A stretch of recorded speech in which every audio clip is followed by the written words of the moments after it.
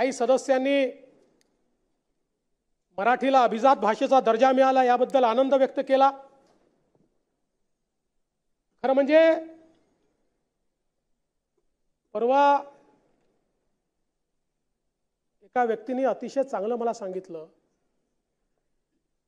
की मराठीला राजभाषेचा दर्जा हा पहिल्यांदा छत्रपती शिवरायांनी दिला होता।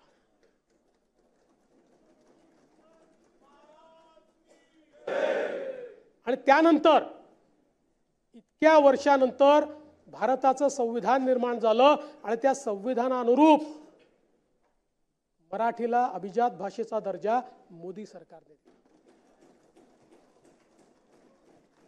आम्ही छत्रपतींच्या विचारांचे वारसदार आहोत। आणि काही लोकांनी हे देखील म्हटलं की ठीक आहे अभिजात भाषेचा दर्जा मिळाला पण मग नेमकं काय होणार आहे। आणि म्हणून या निमित्ताने भाषेच्या विकासाच्या अनुषंगाने विविध उपक्रमांसाठी भाषा भवन उभारणे, मराठी भाषेतील ग्रंथ आणि साहित्याच्या प्रसारासाठी ग्रंथ उभारणी, देशातील विद्यापीठे किंवा अन्य संस्थांमार्फत भाषेचा प्रचार प्रसाराकरता प्रतिवर्षी निधी मिळणार आहे। मराठी भाषेतील विद्वानांसाठी दरवर्षी 2 राष्ट्रीय पुरस्कार त्या ठिकाणी दिले जातील केंद्र सरकारच्या वतीनं। मराठी करता आपण जसं centre of excellence for studies तयार करतो अशा प्रकारे देशभरामध्ये मराठी करता ते तयार होईल।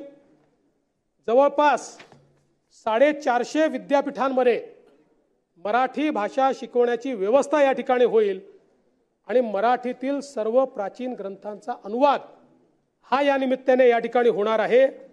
त्यामुळे आपली भाषा जी खऱ्या अर्थानं या ठिकाणी अभिजात भाषाच आहे, ही भाषा पुन्हा एकदा नव्या स्वरूपामध्ये आपण रुजवणार आहोत आणि नवीन पिढीला देणार आहोत। हे या माध्यमातून होणार आहे।